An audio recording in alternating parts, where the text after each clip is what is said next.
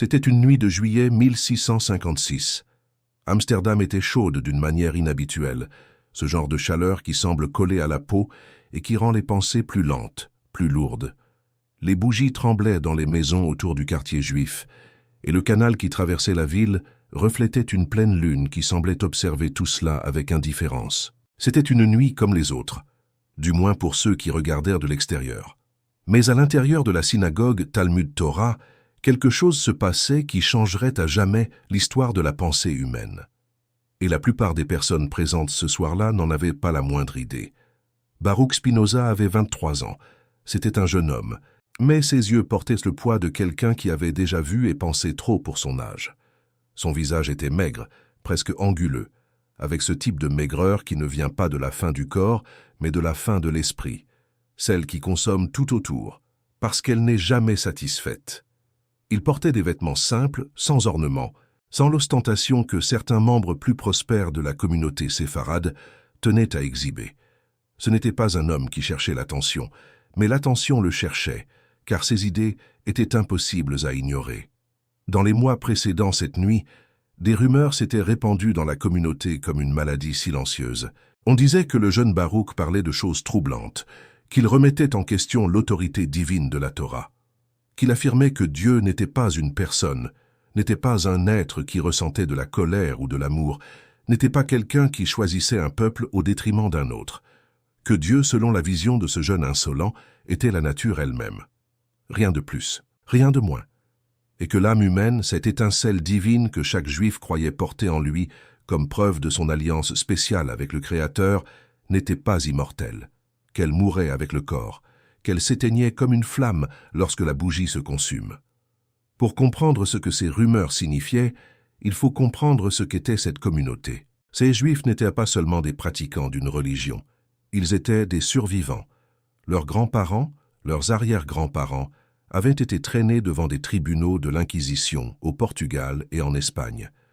Ils avaient été forcés de renier leur foi sous la menace de torture et de mort. Beaucoup avaient feint d'être chrétiens pendant des générations entières, pratiquant le judaïsme en secret, murmurant des prières dans des sous-sols sombres, tandis que des crucifix pendaient aux murs de leur maison comme des déguisements.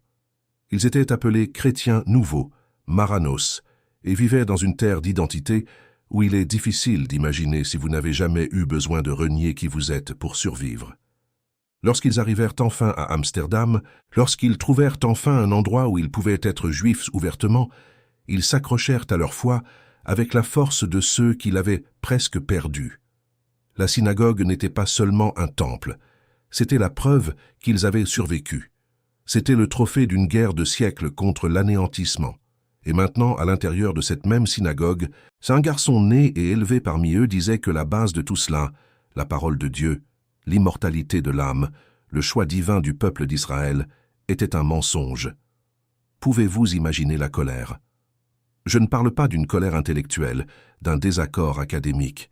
Je parle d'une colère viscérale, celle qui naît de la peur. Parce que lorsque quelqu'un remet en question la base de votre identité, il ne remet pas seulement en question une idée, il remet en question qui vous êtes.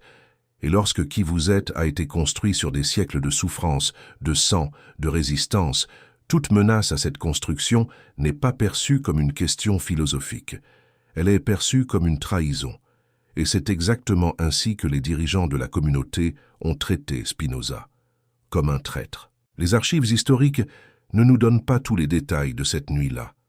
Nous ne savons pas exactement qui a parlé en premier, qui a élevé la voix, qui a baissé les yeux de honte. Mais nous savons ce qui s'est passé.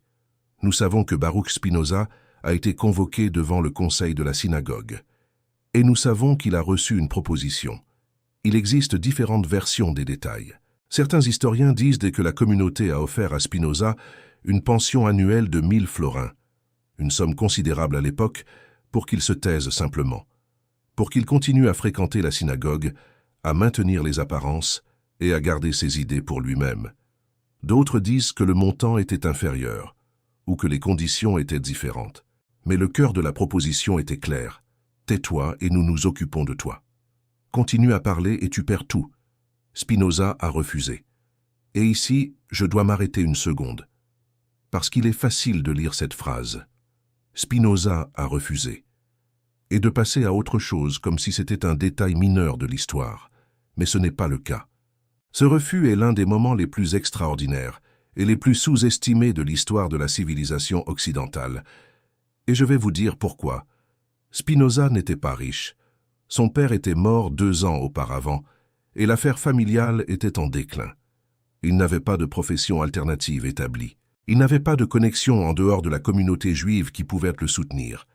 Il vivait dans un réseau social où l'appartenance signifiait survie, tant économique qu'émotionnelle. Être expulsé de cette communauté n'était pas comme changer de club. C'était comme être arraché au seul morceau de terre ferme dans un océan d'hostilité. Et pourtant, il a dit non. Non à l'argent, non au confort, non à la sécurité, non aux mensonges. Parce que pour Spinoza, et c'est la clé pour comprendre tout ce qui vient après, la vérité n'était pas une option. Ce n'était pas quelque chose que vous pouviez choisir de suivre ou d'ignorer selon la convenance. La vérité était la seule chose qui existait. C'était la substance de l'univers. Et vivre en contradiction avec la vérité était, pour lui, la forme la plus profonde de l'esclavage. Et alors est venu le hérem. Hérem est le mot hébreu pour excommunication. Mais appeler ce qui est arrivé à Spinoza une simple excommunication serait comme appeler un tsunami une vague. Le hérem prononcé contre Spinoza le 27 juillet 1656 est considéré comme le plus violent, le plus sévère, le plus absolument dévastateur de toute l'histoire de la communauté juive d'Amsterdam.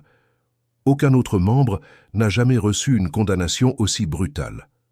Les mots exacts du document ont survécu au temps.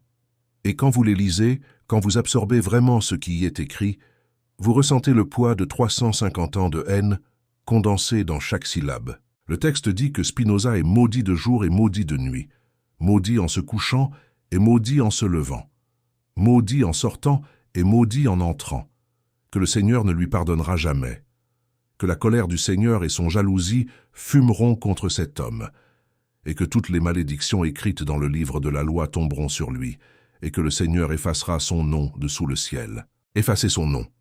Pensez-y. Il ne suffisait pas de l'expulser, il ne suffisait pas de l'ignorer, il voulait dès qu'il cesse d'exister, que personne ne prononce jamais son nom, que personne ne le cherche, ne l'aide, ne reste à moins de 4 coudées de lui, que personne ne lise ce qu'il écrivait ou n'écoute ce qu'il disait. Il devait être, pour tous les effets, un fantôme parmi les vivants. Et Spinoza a entendu tout cela. Il a entendu chaque mot. Et selon les récits qui ont survécu, il n'a montré aucune émotion.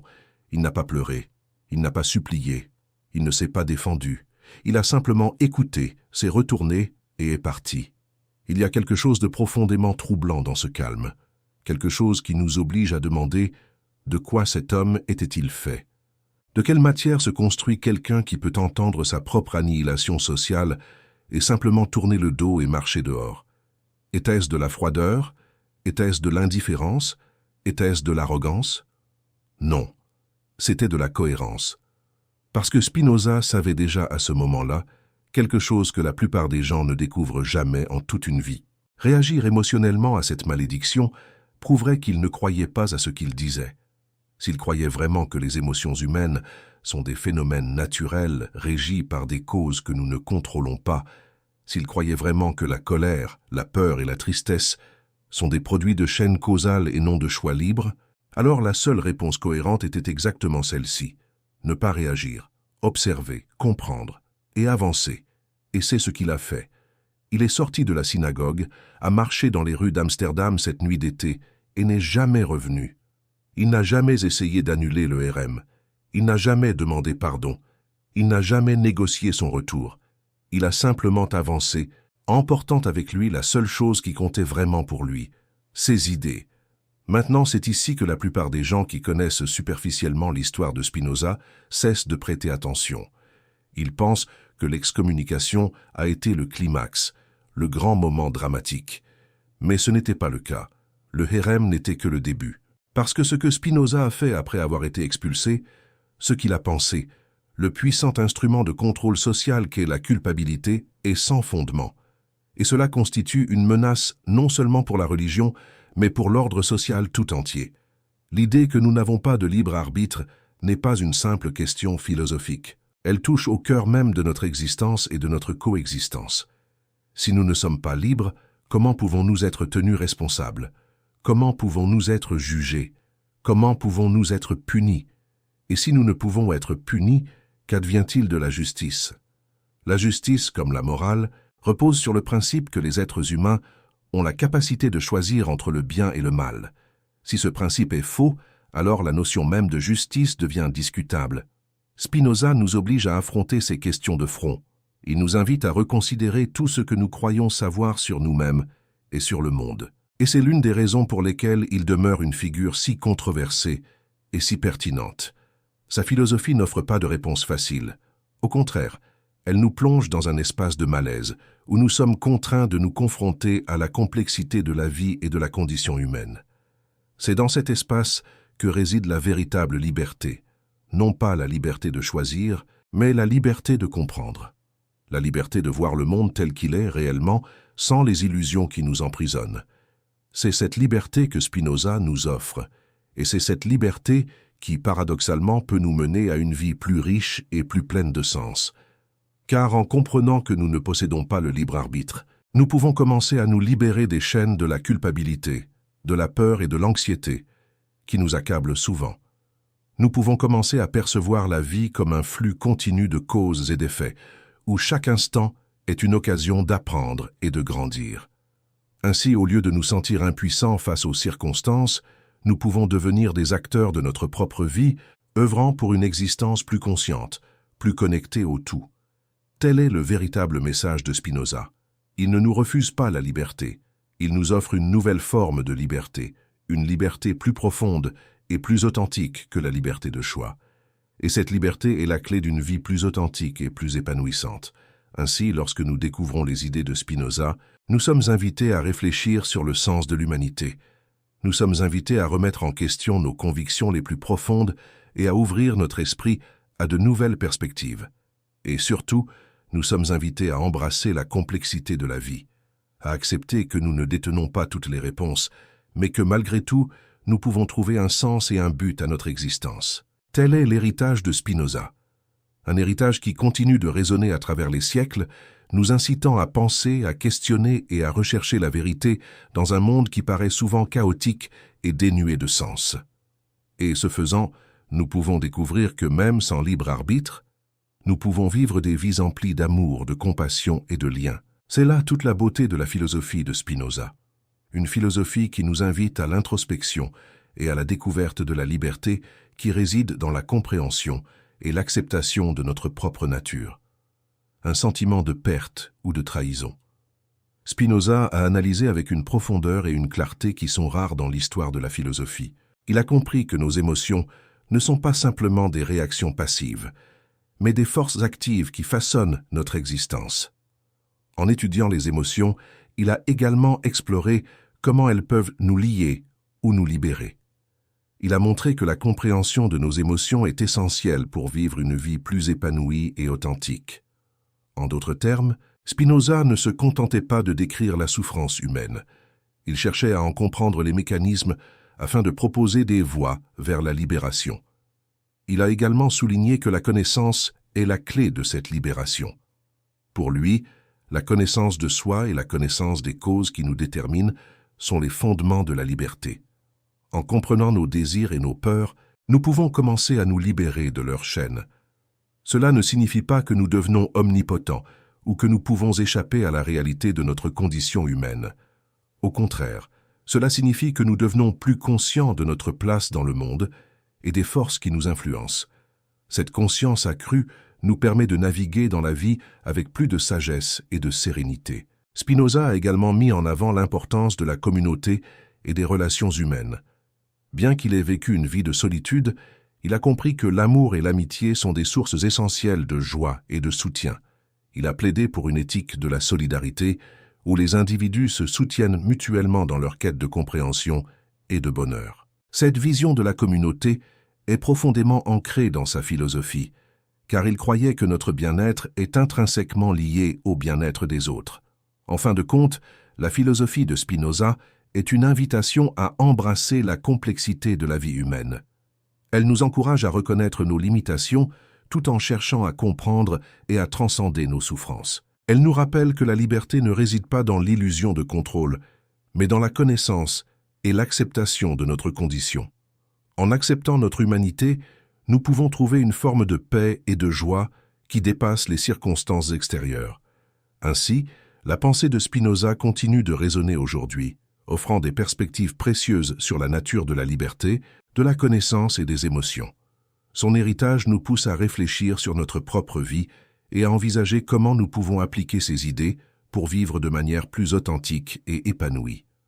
En fin de compte, la quête de Spinoza pour la compréhension et la paix intérieure est une quête que nous partageons tous, et ses enseignements restent d'une pertinence poignante dans notre monde moderne. Quelque chose qui nous cause de la douleur, comme l'espoir est inséparable de la peur, parce que les deux dépendent de l'incertitude sur l'avenir. Un homme qui comprend si profondément les émotions humaines n'est pas un homme qui ne ressent rien. C'est un homme qui ressent trop, et en ressentant trop, a dû trouver un moyen de survivre à ce qu'il ressentait. Et le moyen que Spinoza a trouvé était la raison. Pas la raison froide et inhumaine que les critiques lui attribuent, mais une raison qui naît du besoin de donner un sens au chaos intérieur. Une raison qui est, paradoxalement, l'expression la plus profonde d'un cœur qui ne peut s'empêcher de ressentir. Pensez à la définition spinoziste de l'amour. L'amour est une joie accompagnée de l'idée de sa cause externe.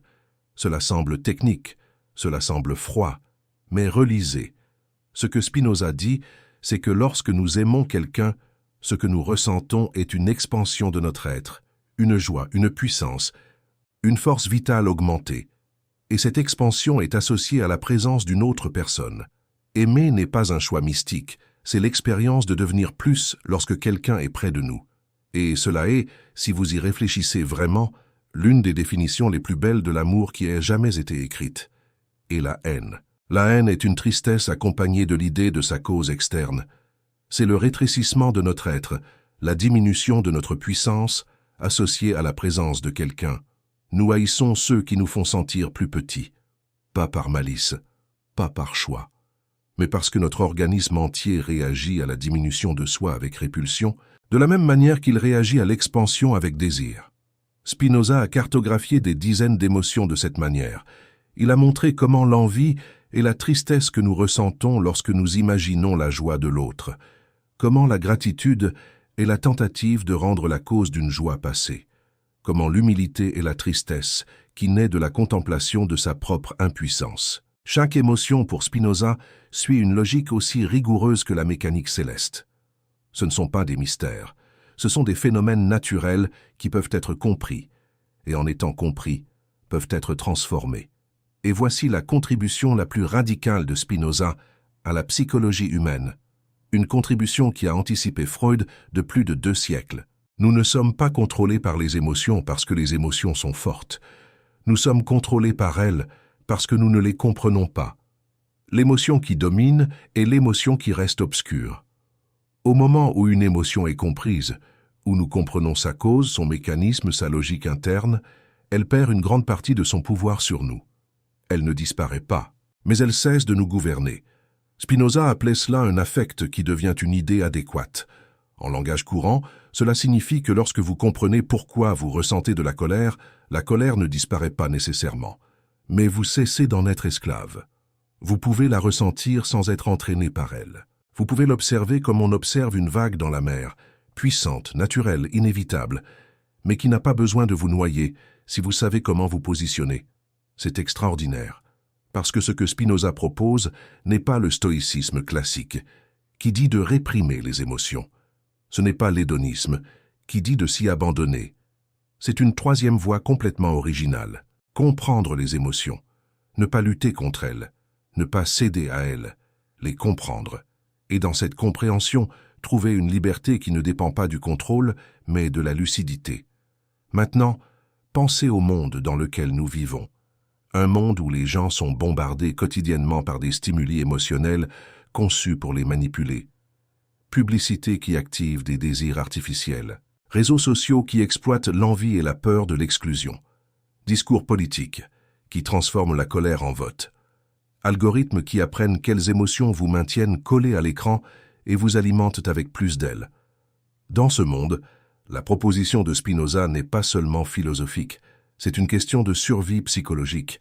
Parce que si Spinoza a raison, et de plus en plus la science suggère qu'il a raison, alors la seule défense réelle contre la manipulation émotionnelle n'est pas la volonté, pas la discipline, pas la résistance morale. C'est la compréhension. C'est savoir pourquoi cette annonce vous fait vouloir acheter, pourquoi ce poste vous fait sentir inadéquat, pourquoi ce discours vous fait ressentir de la colère envers des personnes que vous n'avez jamais connues. Lorsque vous comprenez le mécanisme perd de son pouvoir sur vous. Pas complètement, pas magiquement, mais suffisamment pour que vous cessiez d'être une marionnette. Et Spinoza le savait. Il savait que la connaissance des causes est la seule véritable liberté. Et il savait que cette liberté a un coût.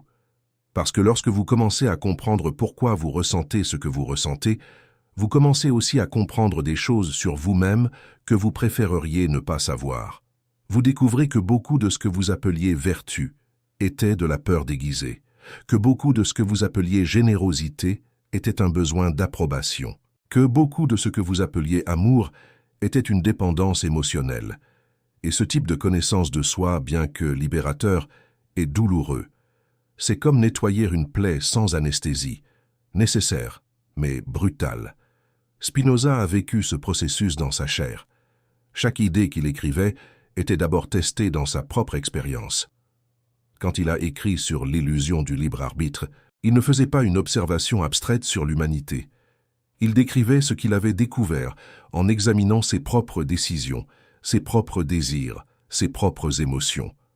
Quand il a écrit sur la béatitude, comme l'état de celui qui a compris lui-même et la nature, il décrivait ce qu'il ressentait lors des nuits silencieuses, à La Haye, après des heures d'écriture, lorsque l'esprit atteignait enfin cet endroit de clarté totale, où l'anxiété disparaît et le monde a du sens. Et c'est précisément cette qualité autobiographique déguisée en géométrie qui rend l'éthique une œuvre si extraordinaire. Parce que derrière chaque définition froide, chaque démonstration logique, chaque quod erat demonstrandum, il y a un homme qui a souffert, qui a été rejeté, qui a vécu seul, qui a craché du sang et qui pourtant, ou peut-être à cause de cela, a trouvé quelque chose qui s'approche de la paix. Pas la paix naïve de celui qui ignore la souffrance, mais la paix lucide de celui qui a regardé la souffrance dans les yeux et l'a comprise. Il y avait quelque chose dans la routine de Spinoza qui révèle beaucoup sur qui il était. Il se levait tôt, passait ses matinées à polir des lentilles, un travail minutieux, répétitif, qui exigeait patience et précision absolue. Un grain de poussière, une pression inégale, et la lentille devenait inutilisable. C'était un travail qui s'accordait parfaitement avec la personnalité de Spinoza, méthodique, silencieuse, exigeante. Et c'était aussi le travail qui le tuait lentement. La poussière de verre, invisible à l'œil nu, entrait dans ses poumons à chaque respiration. Spinoza le savait. Il savait qu'il raccourcissait sa propre vie à chaque lentille qu'il polissait. Mais il continuait. Pas par masochisme, pas par manque d'alternative, mais parce que ce travail représentait quelque chose d'essentiel pour lui. L'indépendance. Tant qu'il polissait des lentilles, il ne dépendait pas de mécènes, d'universités, d'églises, de gouvernements. Il ne devait de faveur à personne. Il n'avait pas besoin de modérer ses idées pour plaire à ceux qui le finançaient. Il était libre, dans la seule forme de liberté qu'il respectait vraiment. Et le soir, il écrivait. Parfois jusqu'à l'aube, correspondance avec d'autres intellectuels, Leibniz, Oldenburg, Tschirnhaus, et surtout, l'éthique. Chaque page était un pas de plus dans une construction qu'il savait qu'il ne vivrait probablement pas pour voir reconnue. Et pourtant, il écrivait. Pas pour la gloire, pas pour la postérité, mais parce qu'il ne pouvait pas ne pas écrire, parce que pour Spinoza, penser et écrire n'étaient pas des activités. C'étaient des besoins aussi fondamentaux que respirer. Et peut-être que c'était là la plus grande ironie de sa vie. L'homme qui niait le libre arbitre était aussi l'homme qui semblait plus libre que quiconque, libre des conventions, libre de la peur, libre du besoin d'approbation, libre même de la mort elle-même, qu'il affrontait non pas comme un ennemi, mais comme une conséquence naturelle des mêmes lois qui gouvernent tout le reste. Il y a une histoire sur Spinoza qui ne peut pas être vérifiée historiquement, mais qui circulait parmi ses contemporains, et qui, vrai ou non, capture quelque chose d'essentiel à son sujet. On dit qu'un jour, alors qu'il travaillait sur ses lentilles, un visiteur le trouva souriant tout seul. Quand il lui demanda la raison de son sourire, Spinoza répondit qu'il observait une araignée capturer une mouche dans sa toile. Ce n'était pas le fait en soi qui l'amusait, mais la perfection du mécanisme. La toile, la mouche, l'araignée, la gravité, le vent, tout s'emboîtait avec une précision qui était, pour lui, la plus grande preuve de la beauté de l'univers. Là où d'autres verrèrent de la cruauté, un être vivant dévorant un autre, Spinoza voyait de l'ordre, il voyait de la nécessité, il voyait Dieu. Parce que pour Spinoza, Dieu n'était pas dans un ciel lointain à observer et à juger.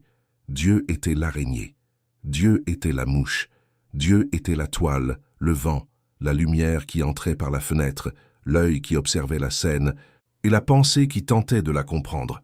Dieu était tout, et tout était Dieu, comme une métaphore poétique, mais comme une déclaration ontologique radicale. Il n'existe qu'une seule substance dans l'univers, et cette substance est infinie, éternelle, et se manifeste à travers d'infinis attributs, dont nous, êtres humains limités, ne pouvons percevoir que deux, la pensée et l'extension, c'est-à-dire l'esprit et la matière. Cette idée, qui est devenue connue sous le nom de panthéisme, bien que Spinoza n'ait jamais utilisé ce mot, est le cœur de toute la philosophie spinoziste, et c'est l'idée qui rend sa négation du libre arbitre non pas une sentence de désespoir, mais une invitation à l'émerveillement. Parce que si Dieu est la nature, et que la nature suit des lois nécessaires, alors tout ce qui se passe est une expression de Dieu. Tout, la naissance et la mort, la joie et la douleur, la pensée et le silence. Rien n'est en dehors, rien n'est accidentel, rien n'est dépourvu de sens. Mais revenons à la question qui ne vous a probablement pas laissé en paix depuis le début de cette vidéo. Si nous ne sommes pas libres, si tout est déterminé, si chaque action de ma part est le résultat inévitable de causes antérieures, alors suis-je responsable de quelque chose? Puis-je être coupable? Puis-je être loué? Cela a-t-il du sens de parler de moralité? C'est la question qui a tourmenté des générations entières de philosophes après Spinoza. Et c'est une question qui reste absolument pertinente aujourd'hui, peut-être plus que jamais, à une époque où les neurosciences nous disent de plus en plus clairement que nos décisions sont prises par le cerveau avant que nous en ayons conscience. Des expériences comme celle de Benjamin Libet dans les années 80 et bien d'autres qui ont suivi montrent que l'activité cérébrale associée à une décision commence des centaines de millisecondes avant que la personne ne rapporte avoir décidé. Autrement dit, le cerveau décide, et ensuite la conscience crée l'illusion d'avoir été celle qui a décidé. Spinoza aurait souri en apprenant cela. Il aurait dit que la science atteignait enfin ce qu'il avait démontré par la pure raison 3 siècles auparavant. Mais il ne se serait pas arrêté là. Parce que pour Spinoza, le fait que nous ne soyons pas libres au sens traditionnel n'élimine pas la moralité. Cela la transforme. Dans la vision de Spinoza, la moralité traditionnelle, celle basée sur des commandements, sur des règles externes imposées par une autorité divine ou humaine, est une moralité d'esclave. C'est la moralité de ceux qui obéissent par peur, par culpabilité, par espoir de récompense. C'est la moralité de la carotte et du bâton. Et comme toute structure basée sur la peur, elle fonctionne seulement tant que la peur existe. Retirez la peur, et la moralité s'effondre. Spinoza a proposé quelque chose de radicalement différent. Une moralité qui ne vient pas de l'extérieur mais de l'intérieur. Non pas basée sur l'obéissance, mais sur la compréhension. Non pas fondée sur la peur de la punition, mais sur la joie de la compréhension. Pour Spinoza, le bien n'est pas ce qu'un Dieu lointain ordonne. Le bien est ce qui augmente notre puissance d'agir et de penser. Le mal est ce qui la diminue. C'est une moralité naturaliste, enracinée dans la propre structure de l'être humain comme partie de la nature. Et voici la beauté de cette proposition.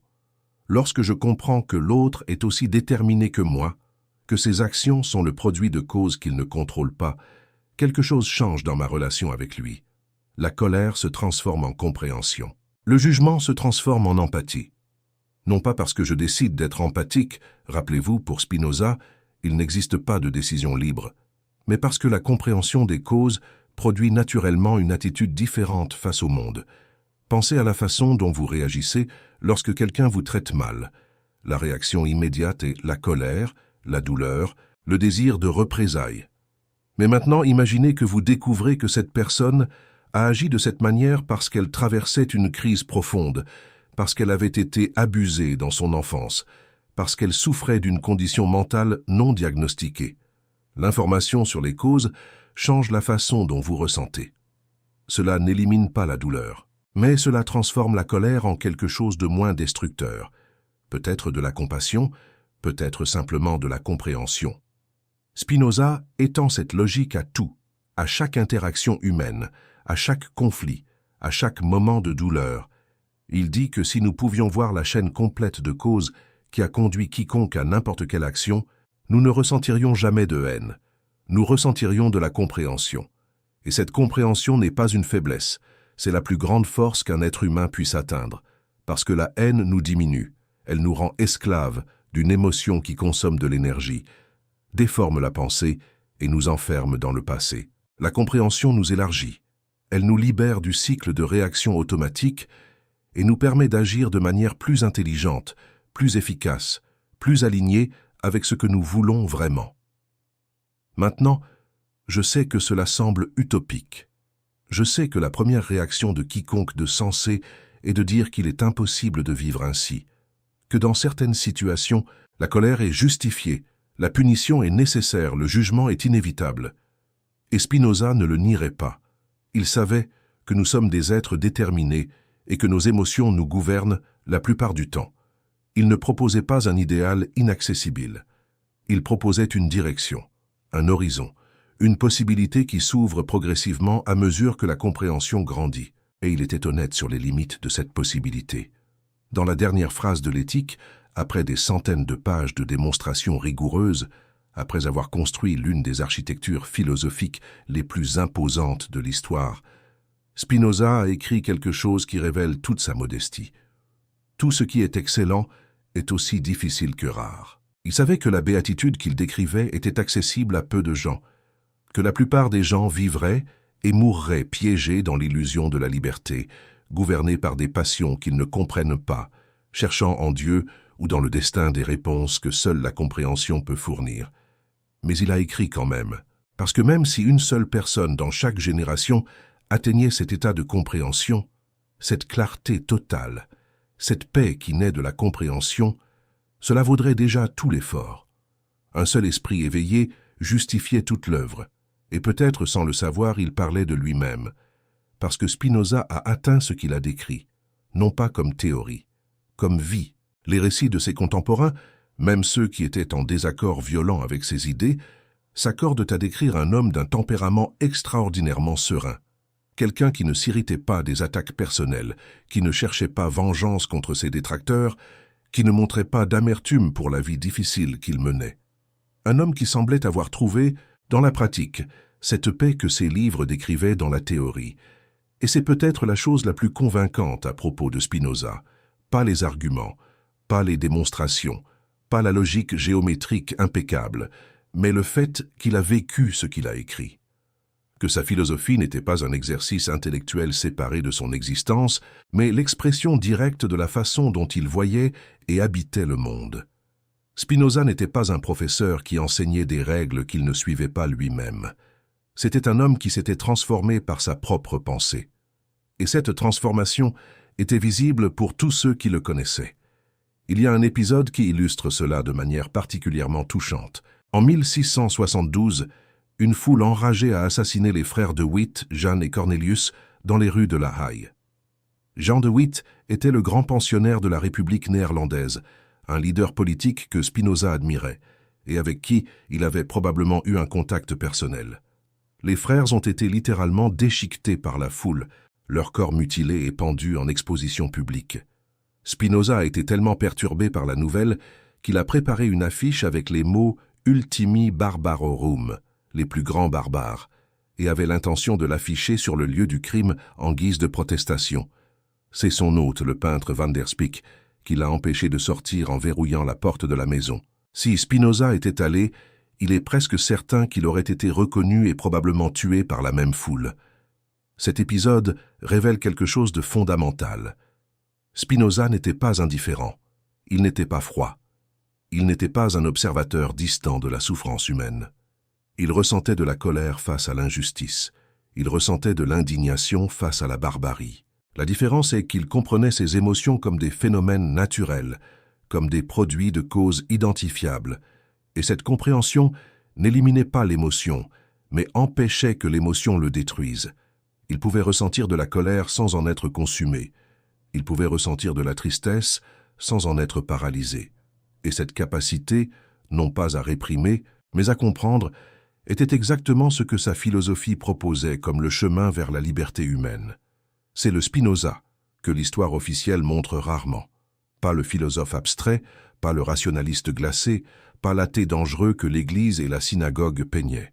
Mais un homme de chair et de sang qui aimait la vérité, avec une passion que la plupart des gens réservent à d'autres êtres humains. Un homme qui a trouvé dans la raison non pas un substitut au cœur, mais l'expression la plus élevée d'un cœur qui refuse d'accepter le mensonge comme prix de la paix sociale. Et s'il y a quelque chose que nous pouvons apprendre de lui, non seulement intellectuellement, mais existentiellement, c'est que la compréhension est une forme d'amour. Que comprendre quelqu'un profondément, c'est l'aimer d'une manière que la plupart des romans ne peuvent même pas imaginer. Que se comprendre soi-même est le premier pas pour cesser de se détruire. Et que comprendre l'univers, non pas comme un lieu hostile ou indifférent, mais comme l'expression nécessaire d'une substance infinie dont nous faisons partie, est la plus grande forme de spiritualité qui existe. Spinoza n'était pas religieux au sens conventionnel, mais il était, au sens le plus profond et le plus vrai du terme, un homme spirituel. Parce que la spiritualité, dans son essence, ne concerne pas les rituels, les dogmes ou les promesses de vie après la mort. Elle concerne la relation que nous avons avec la totalité, avec ce qui nous transcende, avec la réalité telle qu'elle est, et non pas comme nous aimerions qu'elle soit. Et personne dans l'histoire de la philosophie occidentale n'a eu une relation plus honnête, plus courageuse et plus belle avec la totalité que Baruch Spinoza.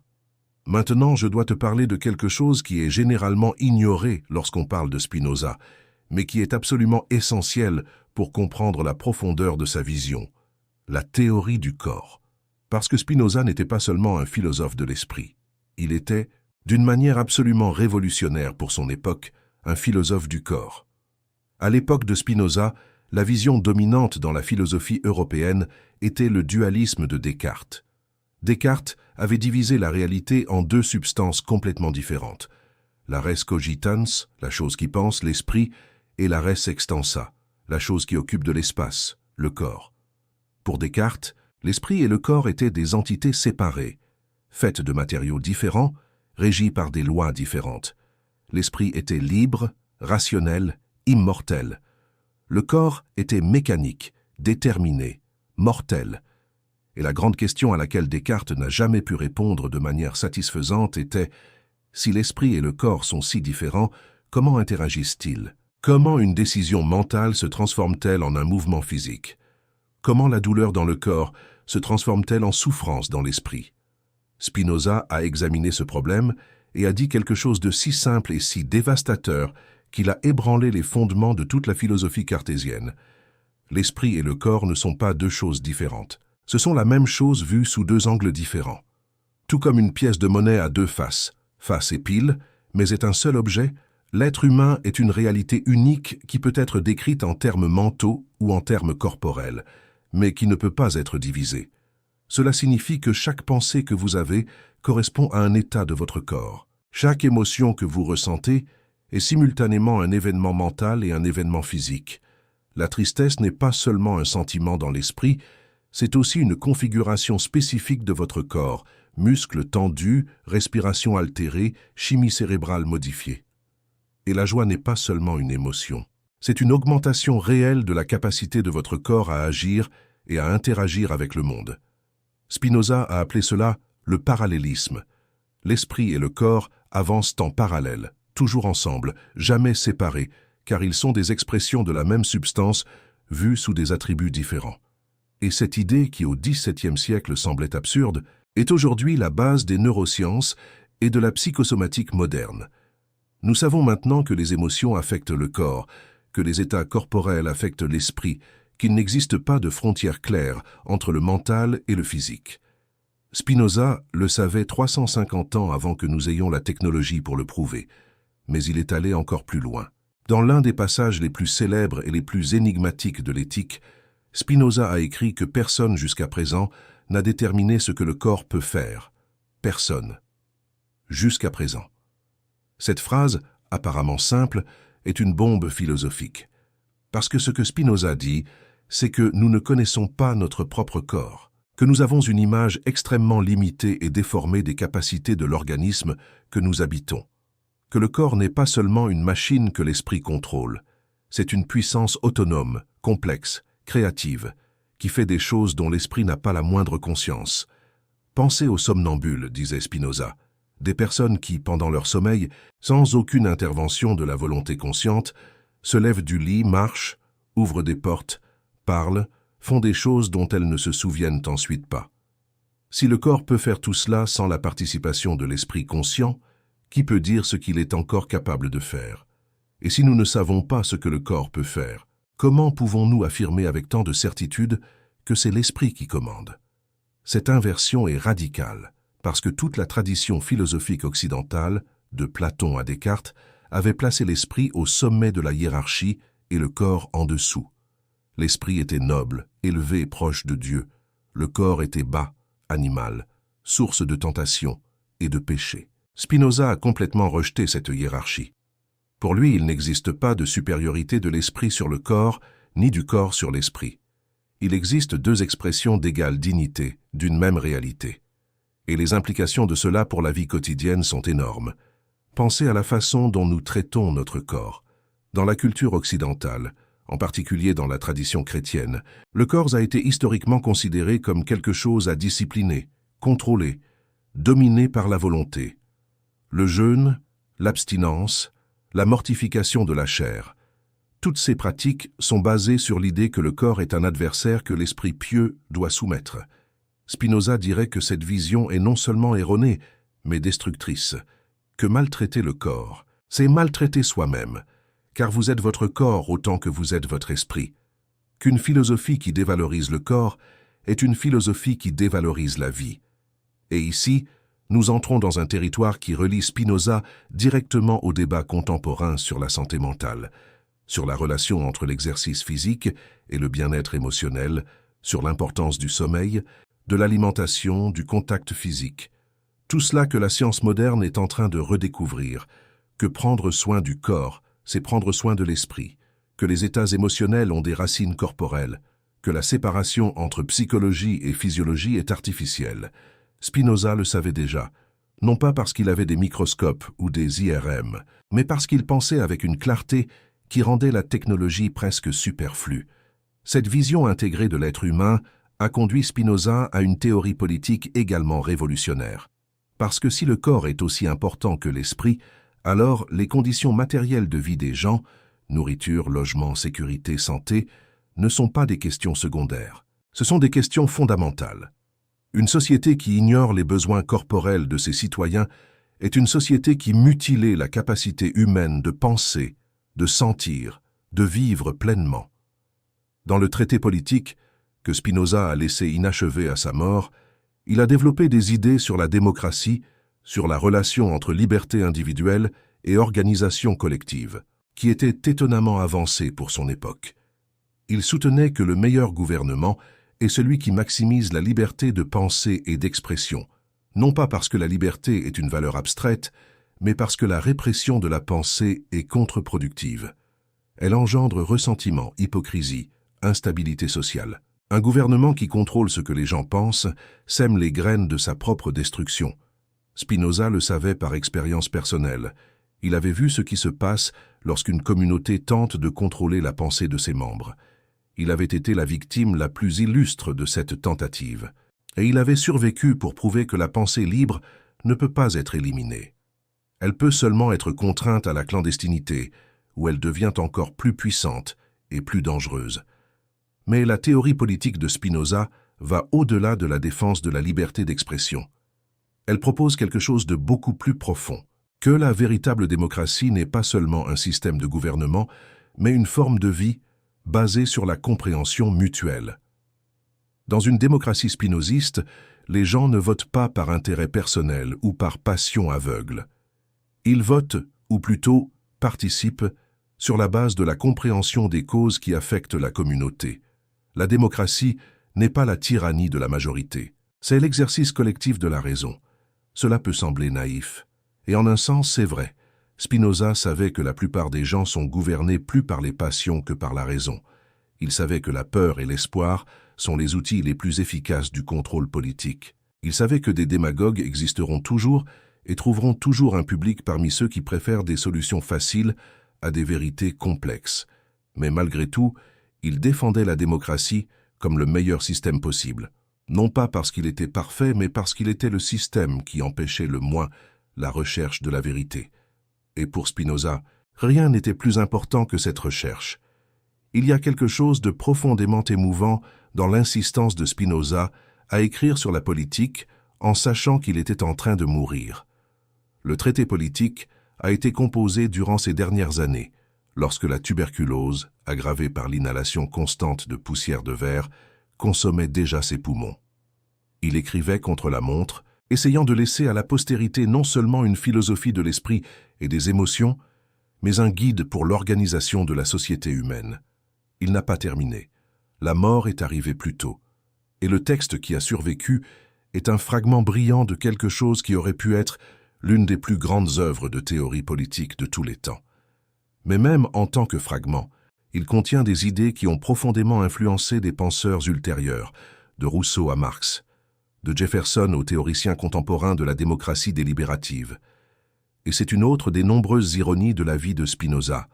L'homme qui a été expulsé de sa communauté pour avoir trop pensé est devenu l'un des fondateurs de la pensée démocratique moderne. L'homme qui a été maudit pour avoir remis en question l'autorité est devenu l'un des plus grands défenseurs de la liberté humaine. L'homme qui a été condamné au silence n'a jamais cessé de parler, à travers ses livres, à travers les philosophes qui sont venus après lui, et maintenant à travers cette vidéo, à travers ton écran jusqu'à toi. Parlons de Dieu. Ou plutôt, parlons de ce que Spinoza a fait de Dieu. Parce que s'il y a une idée de Spinoza qui continue d'exploser jusqu'à aujourd'hui, qui continue de déranger à la fois les religieux et les athées, c'est sa conception du divin. Lorsque Spinoza a dit « Deus sive natura », Dieu, c'est-à-dire la nature, il ne cherchait pas à être provocateur pour le plaisir, il ne cherchait pas à choquer. Il faisait l'affirmation philosophique, la plus radicale de toute la pensée occidentale, que Dieu et la nature sont des noms différents pour la même réalité, qu'il n'existe pas de Dieu en dehors du monde, observant d'en haut, décidant qui vit et qui meurt, qui est béni et qui est puni, que Dieu est le monde lui-même. La totalité de tout ce qui existe a existé et existera, et que cette totalité n'est pas chaotique, n'est pas aléatoire, mais suit des lois nécessaires, éternelles et absolument rationnelles. Pour un croyant traditionnel, qu'il soit juif, chrétien ou musulman, cette idée est une attaque frontale à la base de la foi, parce que la foi traditionnelle dépend d'un Dieu personnel, un Dieu qui entend les prières, qui fait des miracles, qui a une volonté, des plans, des émotions, qui a choisi un peuple, envoyé des prophètes, inspiré des livres sacrés, un Dieu qui se soucie. Le Dieu de Spinoza ne se soucie pas, non pas parce qu'il est cruel, mais parce que se soucier est une catégorie humaine qui ne s'applique tout simplement pas à la substance infinie. Dire que Dieu se soucie, c'est comme dire que l'océan se préoccupe d'une vague spécifique. La vague fait partie de l'océan. L'océan n'a pas besoin de s'en préoccuper parce qu'elle est déjà lui. De la même manière, nous faisons partie de Dieu. Dieu n'a pas besoin de se préoccuper de nous parce que nous sommes déjà des expressions de lui. Cela change tout, absolument tout. Cela change la prière qui cesse d'être une demande à un Père céleste et devient, au mieux, une forme de méditation et de connaissance de soi. Cela change le péché, qui cesse d'être une offense contre un législateur divin et devient simplement une action qui diminue notre puissance d'exister. Cela change la mort, qui cesse d'être un jugement final et devient un retour de la goutte à l'océan, non une fin mais une transformation. Et voici quelque chose qui doit être dit avec toute clarté. Spinoza n'était pas athée, du moins pas dans le sens moderne du terme. Il ne disait pas que Dieu n'existe pas.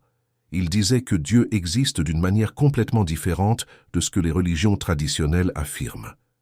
Il disait que Dieu est la seule chose qui existe réellement, que tout le reste sont des modes, des modifications, des expressions finies d'une substance infinie. Cette position place Spinoza dans une terre théologique de personnes qui irrite tout le monde. Les athées pensent qu'il était un athée déguisé, qui utilisait le mot « Dieu » par commodité ou par peur. Les croyants pensent qu'il était un blasphémateur qui a vidé Dieu de tout sens en l'identifiant à la nature. Et Spinoza, du haut de sa sérénité inébranlable, dirait probablement à chacun qu'ils ont tort, que la question n'est pas de savoir si Dieu existe, mais ce que nous voulons dire lorsque nous utilisons ce mot, et que la plupart des gens, quand ils disent « Dieu », projettent en réalité leurs propres besoins psychologiques, de sécurité, de sens, de justice, sur une entité imaginaire qui fonctionne comme un miroir du désir humain. C'est l'un des aperçus les plus pénétrants de Spinoza. L'idée que le Dieu des religions populaires est une création humaine, non pas dans le sens qu'il s'agit d'un mensonge délibéré, mais dans le sens qu'il s'agit d'une projection inévitable d'êtres limités, qui tentent de comprendre l'infini à partir de leur propre finitude. Nous créons Dieu à notre image parce que nous n'avons pas la capacité d'imaginer quelque chose qui ne nous ressemble pas. Et ensuite, nous adorons cette image et appelons cela religion. Spinoza a identifié 3 caractéristiques du Dieu populaire qu'il considérait comme particulièrement problématiques. L'idée que Dieu a une volonté, l'idée que Dieu a un but et l'idée que Dieu juge. La volonté divine, pour Spinoza, est une illusion projetée à partir de l'illusion humaine du libre arbitre. Comme nous croyons que nous avons une volonté, nous projetons une volonté sur Dieu. Mais si nous n'avons même pas de volonté dans le sens traditionnel, Dieu n'en a certainement pas. Dieu ne décide pas de créer le monde. Dieu ne décide pas des lois de la physique. Dieu ne décide rien, car décider implique de choisir entre des alternatives. Et pour un être infini qui contient tout, il n'y a pas d'alternative. Il n'y a que nécessité. Le but divin est également illusoire. L'idée que Dieu a créé le monde pour une certaine fin, pour la gloire, pour l'amour, pour tester l'humanité, est une projection de la façon dont les êtres humains agissent. Nous faisons des choses avec des buts parce que nous sommes des êtres finis qui cherchent à compléter ce qui leur manque.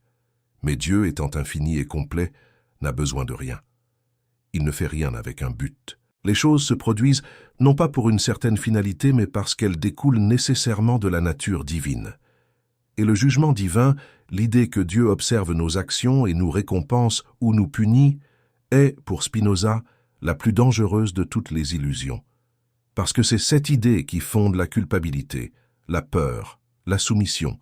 C'est cette idée qui permet aux leaders religieux de contrôler des populations entières en se présentant comme des intermédiaires entre l'être humain et un juge céleste. Retirer le jugement divin, et toute la structure de pouvoir qui en dépend s'effondre. Spinoza n'a pas dit tout cela dans un manifeste enflammé. Il l'a dit avec des démonstrations méthodiques, étape par étape, comme quelqu'un qui prouve un théorème. Et c'est exactement cette froideur méthodologique qui rendait ses conclusions si dévastatrices. Parce qu'il n'était pas un révolté criant contre Dieu, c'était un penseur calme, montrant, avec un rigorisme inattaquable, que le Dieu que des milliards de personnes adorent est une fiction basée sur des malentendus sur la nature de la réalité. Mais, et c'est crucial, Spinoza ne voulait pas détruire la spiritualité. Il voulait la purifier, il voulait la libérer des superstitions qui la contaminent et révéler ce qu'il y a en dessous. Une relation directe, non médiée, non déformée, entre l'être humain fini et la réalité infinie dont il fait partie. Spinoza a appelé le sommet de cette relation l'amour intellectuel de Dieu. C'est un concept qui semble contradictoire. Comment aimer intellectuellement? Mais qui, une fois compris, révèle quelque chose de profondément transformateur. L'amour intellectuel de Dieu est l'expérience de celui qui comprend la totalité de la réalité et ressent face à cette compréhension une joie qui transcende toute émotion passagère. Ce n'est pas l'extase mystique, ce n'est pas le fervor religieux. C'est quelque chose de plus calme, de plus profond, de plus durable. C'est la satisfaction absolue d'un esprit qui a trouvé sa place dans le tout. C'est la paix de celui qui sait qu'il fait partie de quelque chose d'infini et que cette participation ne peut être perdue, car elle n'a jamais été choisie. Elle est simplement. Einstein, lorsqu'on lui a demandé s'il croyait en Dieu, a répondu qu'il croyait au Dieu de Spinoza, non pas à un Dieu qui se soucie des actions des êtres humains, mais au Dieu qui se révèle dans l'harmonie des lois naturelles. Einstein comprenait ce que Spinoza voulait dire, que l'univers en soi, avec son ordre, sa beauté, sa complexité incompréhensible, est le seul objet digne de révérence. Que la véritable religiosité n'est pas de croire aux miracles, mais de s'émerveiller des lois qui rendent les miracles inutiles. Et si nous prenons le temps de réfléchir, il y a quelque chose de profondément réconfortant dans cette vision. Parce que dans un monde où Dieu est un juge, nous sommes toujours en danger, toujours sous surveillance, toujours à un pas de la condamnation. Mais dans un monde où Dieu est la nature, nous sommes toujours chez nous. Nous ne pouvons pas être expulsés de la réalité parce que nous sommes la réalité. Nous ne pouvons pas être abandonnés par Dieu parce que nous faisons partie de Dieu. Et la mort n'est pas une porte vers le jugement, mais une transformation au sein de la même substance infinie que nous avons toujours été, et que nous serons toujours. Spinoza a trouvé dans cette idée non seulement une thèse philosophique, mais une source de réconfort réel pour la vie qu'il menait. Seul, malade, persécuté, il pouvait regarder l'univers et sentir qu'il appartenait, qu'il n'était pas exilé, que l'excommunication de la synagogue était un acte humain, limité, incapable de le séparer de la seule communauté qui importait vraiment, la communauté de tout ce qui existe. Il existe une dimension de la philosophie de Spinoza qui est particulièrement pertinente pour le moment que nous vivons et que je veux explorer maintenant avec l'attention qu'elle mérite. Il s'agit de la relation entre connaissance et servitude, ou pour le dire de manière plus directe, comment l'ignorance nous a servi et comment et pourquoi les systèmes de pouvoir ont intérêt à maintenir cette ignorance. Spinoza a identifié 3 types de connaissances. Le premier type, il l'a appelé imagination, non pas au sens de fantaisie ou de créativité, mais au sens de connaissances basées sur des perceptions confuses, des expériences aléatoires, des rumeurs, la tradition, l'autorité. C'est le type de connaissance avec lequel la plupart des gens opèrent la majeure partie du temps. Nous savons que le soleil se lève le matin parce que nous le voyons tous les jours. Nous savons que le feu brûle parce que quelqu'un nous l'a dit ou parce que nous avons touché une fois et que nous nous sommes brûlés. Nous savons que Dieu existe parce que nos parents et nos prêtres et nos rabbins nous l'ont dit. Ce type de connaissance n'est pas nécessairement faux, mais il est toujours incomplet et souvent déformé. C'est la connaissance de l'expérience non examinée. Et c'est là que résident la plupart de nos croyances, de nos préjugés et de nos émotions les plus destructrices. Le deuxième type, Spinoza l'a appelé raison. C'est la connaissance qui naît de la compréhension des causes. Quand un scientifique comprend pourquoi le soleil semble se lever, parce que la Terre tourne autour de son axe, il a une connaissance de deuxième type. Il ne se contente pas de décrire ce qu'il voit. Il comprend pourquoi il voit ce qu'il voit. Ce type de connaissance est plus puissant car il nous permet de prévoir, d'expliquer et, dans une certaine mesure, de contrôler les phénomènes qui nous entourent. C'est la base de la science, de la médecine, de l'ingénierie, mais c'est le troisième type de connaissance qui intéresse réellement Spinoza. Il l'a appelé science intuitive, et c'est le plus difficile à expliquer car ce n'est ni l'expérience brute du premier type, ni le raisonnement discursif du deuxième. C'est une appréhension directe, immédiate, de l'essence des choses comme partie de la substance infinie. C'est voir une fleur et dans un éclair de compréhension, percevoir non seulement la fleur, mais la chaîne entière de causes qui l'a produite, le sol, la pluie, le soleil, la graine, le temps, les lois de la biologie, et, en même temps, réaliser que toute cette chaîne est une expression nécessaire de la même réalité infinie dont vous êtes également une expression. C'est en d'autres termes, l'expérience de voir l'infini dans le fini, de sentir l'éternité dans le moment présent. Spinoza disait que ce troisième type de connaissance est la source de la joie la plus intense qu'un être humain puisse expérimenter. Que lorsque l'esprit atteint ce niveau de compréhension, même si ce n'est que pour un instant, il éprouve quelque chose qui se rapproche de l'éternité, non pas au sens de durer pour toujours, mais au sens d'être, à ce moment-là, complètement aligné avec la réalité éternelle. Maintenant, pourquoi cela importe-t-il dans notre vie quotidienne? Cela importe parce que la plupart d'entre nous vit exclusivement dans le premier type de connaissance. Nous vivons dans des bulles de perception partielle, d'opinions héritées, d'émotions réactives, de croyances que nous n'avons jamais examinées. Et ces bulles ne sont pas naturelles. Elles sont construites. Elles sont maintenues. Elles sont alimentées par des institutions qui tirent profit de notre ignorance. Pensez aux réseaux sociaux.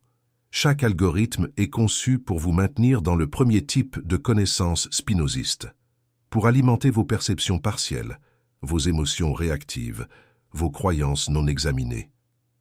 Plus vous ressentez de colère, plus vous passez de temps sur la plateforme, plus vous ressentez de peur, plus vous cliquez, plus vous ressentez d'indignation, plus vous partagez. Les réseaux sociaux sont des machines de production d'imagination au sens spinoziste, connaissance confuse, émotionnelle, réactive, qui n'atteint jamais le niveau de la raison et encore moins de l'intuition. Pensez à la publicité. Chaque annonce est conçue pour manipuler vos affects, pour créer des désirs que vous n'aviez pas, pour associer des produits à des émotions qu'ils ne peuvent réellement fournir. La publicité est l'art de maintenir les gens au niveau le plus bas de connaissance, où des désirs confus gouvernent toutes les décisions. Pensez à la politique. Les discours les plus efficaces ne sont pas les plus rationnels mais les plus émotionnels. Les leaders qui mobilisent des foules ne sont pas ceux qui expliquent des causes complexes, mais ceux qui simplifient tout dans une narration de héros et de méchants. La politique contemporaine opère presque exclusivement dans le domaine de l'imagination spinoziste, produisant peur, espoir, colère et enthousiasme, sans jamais inviter les gens à comprendre les véritables causes des problèmes qu'ils rencontrent. Spinoza, s'il était vivant aujourd'hui, regarderait tout cela et dirait exactement ce qu'il a dit il y a 350 ans. La servitude humaine consiste en l'impuissance de l'homme à modérer et à réfréner les affects. Et la cause de cette impuissance n'est pas une faiblesse morale ou un manque de caractère, c'est l'ignorance des causes. Et voici la partie qui m'impressionne vraiment chez Spinoza. Il ne blâmait pas les gens pour leur ignorance, il ne les méprisait pas. Il ne se plaçait pas au-dessus d'eux sur un piédestal de supériorité intellectuelle. Il comprenait que la plupart des gens vivent dans le premier type de connaissance, non pas par choix. Rappelez-vous, pour Spinoza, il n'y a pas de choix libre, mais parce que les conditions de leur existence, pauvreté, manque d'éducation, oppression politique, manipulation religieuse, les maintiennent là. L'ignorance n'est pas un défaut moral, c'est un produit social. C'est le résultat d'un système qui profite à maintenir la majorité des gens dans l'ignorance. C'est pourquoi Spinoza défendait si ardemment la liberté de pensée et d'expression. Non pas comme un droit abstrait, mais comme une condition nécessaire pour que les êtres humains puissent avancer du premier type de connaissance au second et éventuellement au troisième. Une société qui censure la pensée est une société qui condamne ses membres à la servitude perpétuelle des passions. Une société qui permet et encourage l'examen libre est une société qui donne à ses membres au moins la possibilité de se libérer. Notez que Spinoza ne promettait pas la liberté, il promettait la possibilité. Il savait que même dans une société parfaitement libre, la plupart des gens continueraient à vivre dans le premier type de connaissance. Il savait que le chemin de l'imagination à l'intuition est long, difficile, et que peu de gens le parcourent jusqu'au bout. Mais il croyait, avec une conviction qui transparaît dans chaque page de l'éthique, que ce chemin en valait la peine. Que même un petit progrès dans la compréhension apporte avec lui une augmentation réelle de joie, de puissance, de liberté, que chaque pas vers la compréhension est un pas loin de la servitude. Et il y a quelque chose dans ce message qui est profondément démocratique, malgré le fait que Spinoza reconnaisse que la béatitude pleine est atteinte par peu de gens. Parce que le message n'est pas élitiste. Il ne dit pas que seuls les intellectuels ou les philosophes peuvent être libres. Il dit que n'importe qui, indépendamment de sa formation, peut faire un pas de plus vers la compréhension, et que chaque pas compte. Chaque moment de compréhension, aussi petit soit-il, est une victoire contre la servitude. Pensez à une mère célibataire qui travaille 12 heures par jour et, le soir, au lieu de se perdre dans des défilements infinis sur son téléphone, s'arrête 5 minutes et réfléchit à pourquoi elle se sent si épuisée et si irritée. À ce moment-là, à ce simple moment d'auto-examen, elle pratique ce que Spinoza proposait. Elle sort du premier type de connaissance et entre dans le second. Elle cesse d'être une pure réaction et commence à comprendre. Et cette compréhension, aussi minime soit-elle, change quelque chose. Elle ne résout pas tous ses problèmes, mais elle change sa relation avec eux. C'est cela que Spinoza offre. Pas de solution magique, pas de promesse de bonheur éternel, mais une direction, un chemin, une pratique quotidienne de compréhension qui, accumulée au fil du temps, transforme progressivement la servitude en quelque chose qui ressemble de plus en plus à la liberté. Maintenant, je veux connecter cela avec quelque chose que Spinoza a dit sur l'éternité et qui est peut-être le passage le plus beau et le plus mystérieux de toute l'éthique. Il a écrit que nous ressentons et expérimentons que nous sommes éternels, non pas que nous serons éternels, non pas que nous avons une âme immortelle qui survivra au corps, mais que nous sommes éternels maintenant, à cet instant, à cette respiration. Que voulait-il dire? Que lorsque l'esprit atteint le troisième type de connaissance, lorsqu'il comprend quelque chose non seulement rationnellement mais intuitivement, comme partie de la substance infinie, il participe à l'éternité, non pas d'une durée infinie dans le temps, mais d'une qualité d'existence qui est en dehors du temps. C'est comme lorsque vous êtes complètement absorbé par quelque chose, une musique, un paysage, une pensée, et que le temps semble s'arrêter. À ce moment-là, vous ne pensez pas au passé ou au futur. Vous êtes entièrement présent. Et cette présence totale est ce que Spinoza appelait éternité. Cela signifie que l'éternité n'est pas quelque chose que vient après la mort. C'est quelque chose qui est disponible maintenant, à chaque instant de compréhension véritable. Et la mort, dans cette perspective, n'est pas la fin de l'éternité, mais la fin de la durée temporelle. La partie de nous qui comprend, qui participe du deuxième et du troisième type de connaissance, n'appartient pas au temps. Et donc, d'une certaine manière, elle ne peut pas mourir. Je sais que cela semble mystérieux. Je sais que cela semble contredire ce que Spinoza a dit sur la mortalité de l'âme. Et en fait, c'est l'une des tensions les plus fascinantes dans l'œuvre de Spinoza. Une tension que les philosophes débattent depuis des siècles sans parvenir à un consensus. Mais ce que je veux que vous reteniez n'est pas la solution théorique de cette énigme. C'est l'expérience à laquelle elle pointe. Parce que chacun de nous, à un moment de sa vie, a ressenti ce que Spinoza décrit, a ressenti ce moment de présence totale où le temps disparaît et où seul existe le maintenant. Et si Spinoza a raison, ce moment n'est pas une illusion. C'est le plus réel que nous ayons jamais expérimenté. Spinoza est mort le 21 février 1677. Il avait 44 ans. La tuberculose, aggravée pendant des décennies par l'inhalation de poussière de verre, a finalement vaincu le corps qu'il respectait tant dans sa philosophie. Il est mort à La Haye, chez le peintre Hendrik van der Spyck et sa femme, qui avaient été ses hôtes ces dernières années. Le récit de sa mort est marqué par une simplicité qui correspond à tout ce que nous savons sur l'homme. Ce matin-là, un dimanche, il est descendu au rez-de-chaussée et a conversé normalement avec les van der Spyck avant qu'ils ne partent pour le culte à l'église. À leur retour, ils ont trouvé un médecin que Spinoza avait appelé d'Amsterdam à ses côtés. Avant la fin de la journée, Spinoza était mort. La tradition dit qu'il est mort sereinement, sans drame, sans peur visible, comme quelqu'un qui a simplement terminé ce qu'il avait à faire et s'est couché. Il est difficile de ne pas voir dans cette mort une cohérence ultime avec la philosophie qu'il a défendue toute sa vie. Spinoza a écrit dans l'Éthique que l'homme libre ne pense en rien moins qu'à la mort, et que sa sagesse est une méditation non sur la mort, mais sur la vie. Il ne niait pas la mort. Il ne faisait pas semblant qu'elle n'existait pas.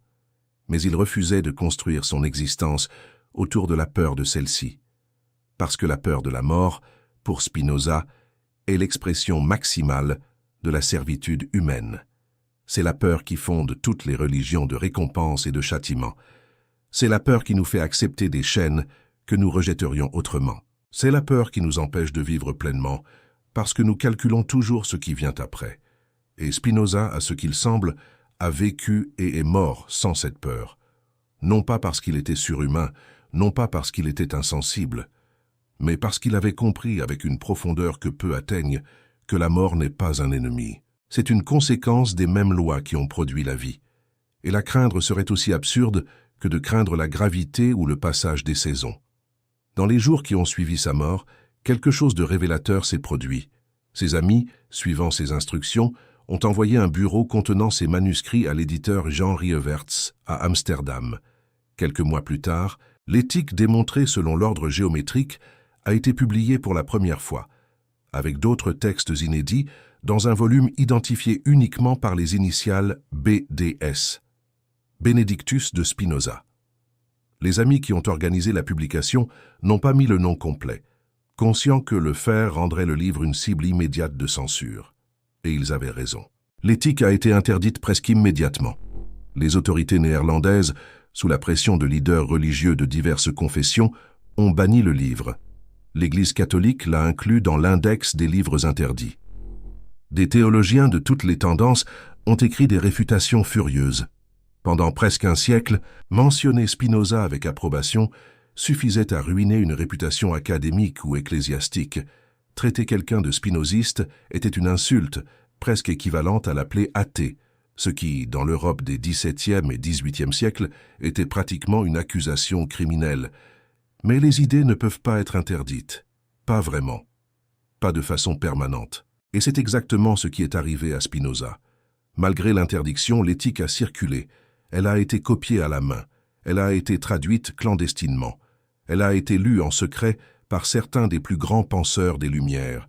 Et lentement, comme une plante qui trouve son chemin à travers une fissure dans le béton, les idées de Spinoza ont commencé à transformer le monde. Leibniz, qui l'a visité à La Haye en 1676, un an avant la mort de Spinoza, a admis dans des lettres privées qu'il avait été profondément impacté par la conversation, bien qu'il se soit publiquement distancié de Spinoza.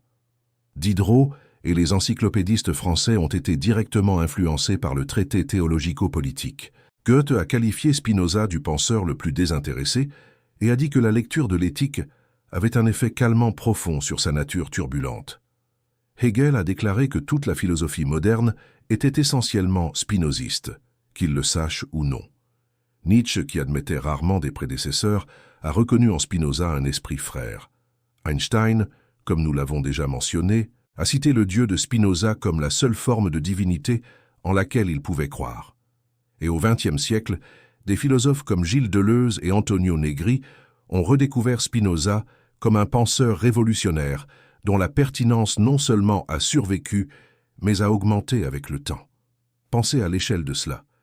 Un homme qui a vécu 44 ans, qui n'a jamais occupé de poste académique, qui n'a jamais eu d'argent, qui n'a jamais eu de pouvoir politique, qui a été expulsé de sa communauté à 23 ans, qui a vécu comme polisseur de lentilles dans l'équivalent du XVIIe siècle d'un appartement d'une chambre. Cet homme a produit des idées qui ont façonné les Lumières, la démocratie moderne, la neuroscience, la psychologie, la théorie politique, la philosophie de la religion et même la physique théorique. L'influence de Spinoza est si vaste et si profonde qu'il est presque impossible de la cartographier complètement. Il est partout, même là où il n'est pas mentionné par son nom. Et peut-être que la raison de cette influence durable est précisément ce qui rendait Spinoza si perturbant pour ses contemporains. L'honnêteté radicale. Spinoza n'a pas dit aux gens ce qu'ils voulaient entendre. Il n'a pas offert de confort facile. Il n'a pas promis la vie éternelle. Il n'a pas promis de récompense divine. Il n'a pas promis que l'univers était fait pour nous. Il a dit la vérité comme il la voyait, avec toutes les conséquences que cette vérité impliquait. Et les gens, malgré tout, malgré la peur, malgré l'interdiction, malgré l'inconfort, revenaient à ces idées. Parce qu'il y a quelque chose dans l'être humain qui reconnaît la vérité même, lorsqu'il préférerait ne pas l'entendre. Quelque chose qui, une fois exposé à une idée véritablement vraie, ne peut plus faire semblant de ne pas l'avoir vue. Maintenant, je veux revenir à une question que nous avons posée au début et qui est restée en suspens tout ce temps. Si Spinoza a raison, si nous n'avons pas de libre arbitre, si tout est déterminé, si nous sommes des modes finis d'une substance infinie, suivant des lois nécessaires, à quoi sert la vie? Quel est le sens de tout cela? Spinoza répondrait que la question elle-même est mal formulée. Que demander quel est le sens de la vie suppose que la vie devrait avoir un sens externe à elle-même, un but donné par quelqu'un de l'extérieur, comme un ouvrier qui construit une pièce, sachant qu'elle servira à quelque chose de plus grand. Mais pour Spinoza, il n'existe pas de dehors de la nature. Il n'y a pas de fabricant qui a conçu la vie pour une fin. La vie est sa propre justification. L'existence est son propre sens. Et la joie, la véritable joie, pas le plaisir éphémère, est le signe que nous nous rapprochons de ce sens. Lorsque nous comprenons quelque chose qui était auparavant confus, nous ressentons de la joie. Lorsque nous nous libérons d'une peur qui nous paralysait, nous ressentons de la joie. Lorsque nous voyons la beauté dans l'ordre de l'univers, nous ressentons de la joie. Et cette joie n'est pas une récompense qui vient de l'extérieur. C'est l'expression naturelle d'un être qui se développe, augmentant sa puissance, comprenant davantage. C'est pourquoi Spinoza terminait l'éthique par la béatitude. Non pas comme un but lointain et inatteignable, mais comme une expérience réelle, concrète, disponible à quiconque est prêt à marcher dans la direction de la compréhension. La béatitude est l'état de celui qui a compris lui-même, compris ses émotions, compris sa place dans le tout, et a trouvé dans cette compréhension une paix qui ne dépend pas des circonstances extérieures. Elle ne dépend pas de la richesse, de la santé, de l'approbation, de l'amour romantique, du succès professionnel. Elle dépend seulement d'une chose, la compréhension. Et si cela semble être quelque chose que vous aimeriez atteindre, cette paix, cette clarté, cette liberté qui naît de la compréhension, alors sachez que Spinoza vous dirait que le chemin a déjà commencé. Que le simple fait que vous soyez ici, écoutant ces idées, essayant de les comprendre, est déjà un pas. Pas un pas que vous avez choisi. Donnez librement, Spinoza ne vous mentirait jamais à ce sujet. Mais un pas qui s'est produit parce que les causes qui vous ont amené ici se sont alignées d'une certaine manière. Et ces causes incluent tout. Votre curiosité, votre insatisfaction face aux réponses faciles, les algorithmes qui vous ont amené à cette vidéo, les circonstances de votre vie qui ont créé le terreau fertile pour que ces idées puissent germer.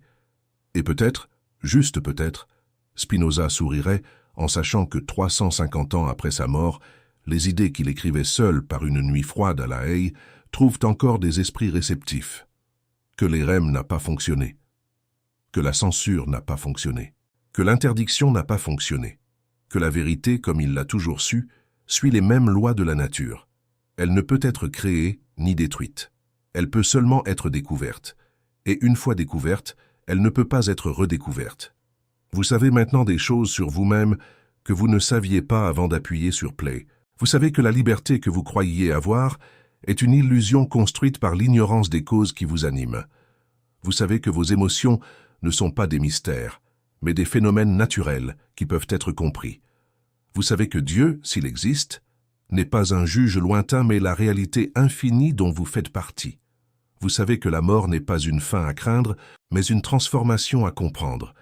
Et vous savez que le seul chemin vers une vie qui mérite d'être vécue n'est pas l'obéissance à des commandements externes, mais la quête incessante, humble et courageuse de la compréhension de soi et du monde. Spinoza a payé le prix le plus élevé pour ces vérités. Il a tout perdu. Et il a trouvé, au milieu de ce vide, quelque chose que la plupart des gens recherchent toute leur vie sans jamais le trouver. Une paix que personne ne peut enlever parce qu'elle ne dépend de personne pour exister. La question qui reste maintenant est pour vous. Que ferez-vous de ce que vous venez d'apprendre? Pas dans le sens de choix libre. Spinoza ne croirait pas à cette question formulée ainsi, mais dans le sens de compréhension. Maintenant que vous avez vu ce que vous avez vu, pouvez-vous revenir à être qui vous étiez avant? Spinoza parierait que non. Il existe un concept au cœur de la philosophie de Spinoza qui fonctionne comme la clé maîtresse pour comprendre pratiquement tout ce qu'il a écrit. Un concept qui, si vous l'absorbez vraiment, changera la façon dont vous vous percevez à partir de maintenant. Ce concept s'appelle conatus. Conatus est un mot latin qui signifie effort, impulsion, tendance. Mais chez Spinoza, il acquiert une dimension beaucoup plus profonde que n'importe quelle traduction ne peut capturer. Spinoza a écrit dans la proposition 6 de la partie 3 de l'éthique que chaque chose, autant qu'elle est en elle-même, s'efforce de persévérer dans son être. Chaque chose. Pas seulement les êtres humains, pas seulement les animaux. Chaque chose qui existe dans l'univers, d'une pierre à une étoile, d'une bactérie à une pensée, possède une impulsion fondamentale de continuer à exister, de maintenir sa forme, de résister à la dissolution. C'est le conatus. Et ce n'est pas un choix. Ce n'est pas une décision. Ce n'est pas quelque chose que vous faites consciemment chaque matin en vous réveillant. C'est la force la plus basique de votre existence. C'est ce qui fait que votre cœur continue de battre pendant que vous dormez. Ce qui fait que vos poumons continuent de respirer sans que vous ayez besoin d'y penser. Ce qui fait que chaque cellule de votre corps lutte contre l'entropie, contre la destruction, contre la mort, chaque seconde de chaque jour. Le conatus est la vie voulant continuer à vivre, pas pour une raison, pas pour un objectif, simplement parce que c'est la nature de tout ce qui existe, maintenant.